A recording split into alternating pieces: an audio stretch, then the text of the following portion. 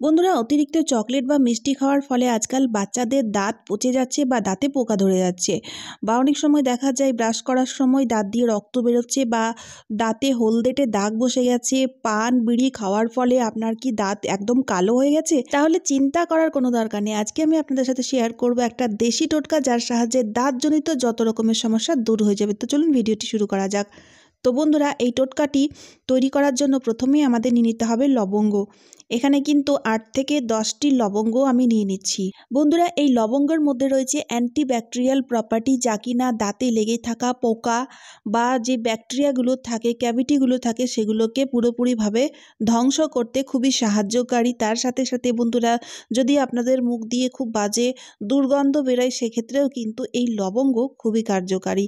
তাই এখানে আমি দেখুন 8 থেকে 10 পিস লবঙ্গ নিয়েছি। এবার কি করব, এই লবঙ্গের সাথে আরও 2-3টে জিনিস আমাদের মেশাতে হবে, মিশিয়ে আমাদের এই টোটকাটি তৈরি করতে হবে। লবঙ্গ নেওয়ার পরে এবার আমাদের নিয়ে নিতে হবে আজওয়াইন বা জোয়ান। তো দুটোই কিন্তু একই জিনিস। তো আমি এখানে 1 চামচ মতো আজওয়াইন মানে জোয়ান নিয়ে নিয়েছি, ঠিক আছে। বন্ধুরা, যদি আপনার দাঁতে প্রচণ্ড যন্ত্রণা রয়েছে বা মাড়ি ফুলে গিয়ে মাড়িতে প্রচণ্ড ব্যথা হচ্ছে বা পাইরিয়ার মতো সমস্যা রয়েছে, সেক্ষেত্রে বন্ধুরা এই আজওয়াইন খুব ভালো কাজ দেয়। তো দেখুন বন্ধুরা, আমি 1 চামচ মতো আজওয়াইন নিয়ে হাতের তালুতে আজওয়াইনটাকে ঘষে নিয়েছি। ঘষে নেওয়ার পরে এবার কি করতে হবে, আমাদের নিয়ে নিতে হবে একটা মাটির প্রদীপ নিয়ে নিন, বা মাটির যে কোনো পাত্র নিয়ে নিতে পারেন, কোনো অসুবিধা নেই। কিন্তু প্রদীপটা তো প্রত্যেক বাড়িতেই থাকে, তাই আমি প্রদীপটা দিয়েই করে দেখাচ্ছি। মাটির পাত্র নেবেন, যে কোনো পাত্র নিয়ে নিন, কোনো অসুবিধা হবে না। তো দেখুন বন্ধুরা, আজওয়াইন আর লবঙ্গ এই দুটো জিনিসকে আমাদের এখন ভাজতে হবে। তাই ভাজার জন্য আমি মাটির পাত্রে আজওয়াইন আর লবঙ্গ তুলে নিচ্ছি। এবার বন্ধুরা, গ্যাসটিকে অন করে গ্যাসের ফ্লেমটাকে একদম লোতে রেখে আজওয়াইন আর লবঙ্গগুলোকে ভেজে নেব। যদি বন্ধুরা আপনাদের বাড়িতে মাটির চুলো রয়েছে, তাহলে সবচেয়ে বেশি ভালো হয়। যদি না থাকে, কোনো অসুবিধা নেই, গ্যাসের মধ্যে ভাজলেও হবে। তো বন্ধুরা, এগুলোকে আমরা ভাজার জন্য মাটির পাত্রের ইউজ এই জন্য নিচ্ছি, কারণ বন্ধুরা মাটির পাত্রের মধ্যে এমন কিছু প্রপার্টি রয়েছে যা কিনা আমাদের দাঁতের জন্য খুবই উপকারী। বিশেষ করে বন্ধুরা, দাঁতের যন্ত্রণা বা মাড়ি ফুলার মতো সমস্যা দূর করার জন্য খুবই উপকারী। কিন্তু বন্ধুরা, একটা জিনিস মনে রাখবেন, ভাজার সময় এগুলোকে না ভেজে একদম পুড়িয়ে নিলে হবে না, মানে খুব বেশি ভাজলে হবে না। যখন দেখবেন আজওয়াইনটা ছিটকে ছিটকে যাচ্ছে বা লবঙ্গর কালারটা একটু চেঞ্জ হয়ে যাচ্ছে, তাছাড়াও দেখবেন বন্ধুরা, যখন ভাজা হয়ে যাবে তখন দেখবেন সুন্দর একটা ভাজা ভাজা সুগন্ধ বেরোবে, তখন বুঝতে হবে ভাজা হয়ে গেছে।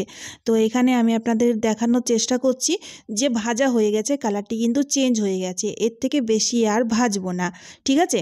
এবার গ্যাসটিকে আমি বন্ধ করে দিয়েছি। বন্ধ করে দেওয়ার পরে এগুলোকে গুঁড়ো করে এর পাউডার তৈরি করে নিতে হবে।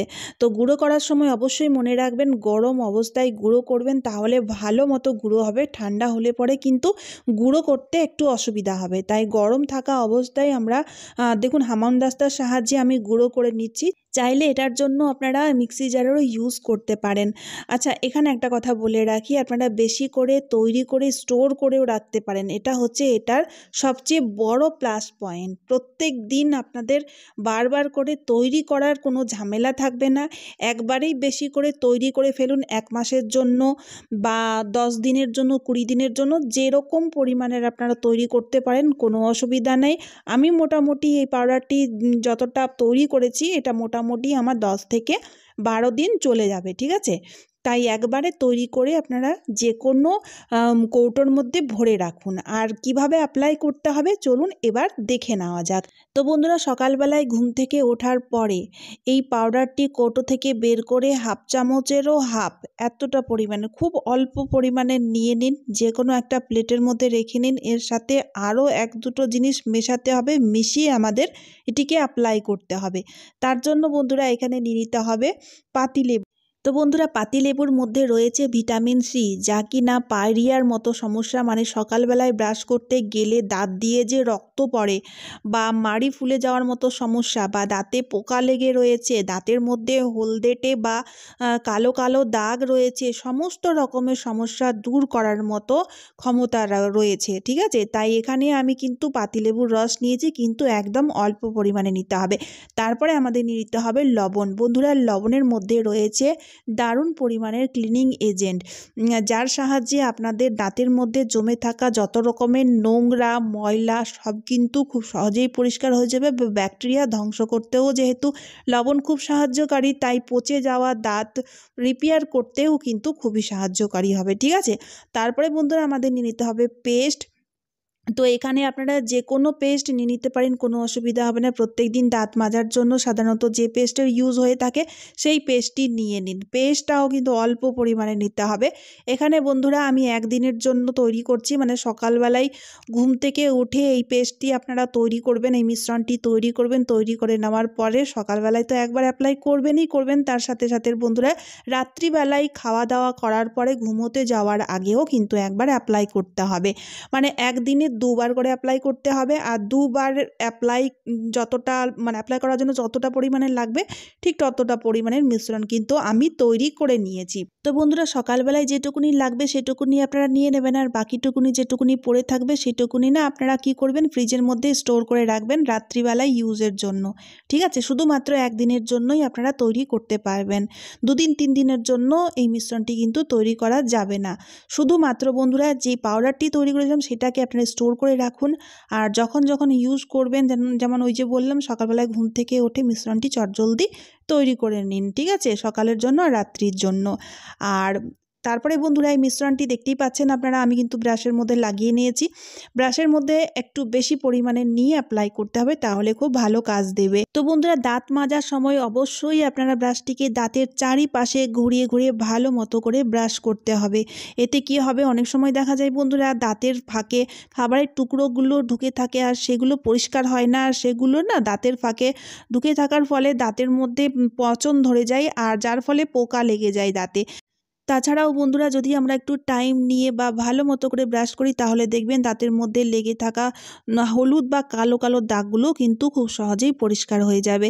এবার দেখুন বন্ধুরা, এটা কিন্তু একটা অনেক বড় সমস্যা। বাচ্চাদের দাঁত মানে পচে যায় বা দাঁতে পোকা ধরে যায়, সেক্ষেত্রে বাচ্চারা খুব কান্নাকাটি করে। তো এই টোটকাটি বাচ্চা থেকে বড় প্রত্যেকেই অ্যাপ্লাই করতে পারে, কোনো অসুবিধা নেই।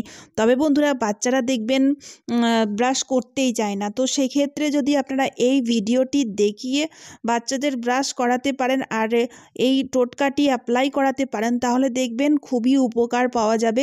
বাচ্চাদের দাঁতে যে ব্যথা হচ্ছিল বা পচন ধরার ফলে দাঁতগুলো নষ্ট হয়ে যাচ্ছিল, সেই সমস্যা কিন্তু পুরোপুরিভাবে ঠিক হয়ে যাবে। তাই বন্ধুরা বাচ্চাদের ভালো করে ব্রাশ করার জন্য বলবেন, আর যদি সম্ভব হয় ভিডিওটা দেখিয়ে ব্রাশ করতে বলবেন, তারা দেখবেন খুশি খুশি ব্রাশ করে নেবে, কারণ বাচ্চাদের বকে বা মেরে কিন্তু আমরা কোনো কাজ করাতে পারি না।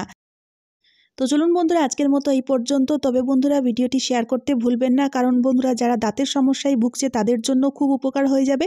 তার সাথে সাথে বন্ধুরা চ্যানেলটিকে সাবস্ক্রাইব করে অবশ্যই আমার পাশে থাকবেন, আর আপনারা কে কোথা থেকে ভিডিও দেখছেন সেটাও আমাকে জানাবেন। তো চলুন বন্ধুরা আবার দেখা হচ্ছে অন্য কোনো নতুন ভিডিওতে। টাটা বন্ধুরা।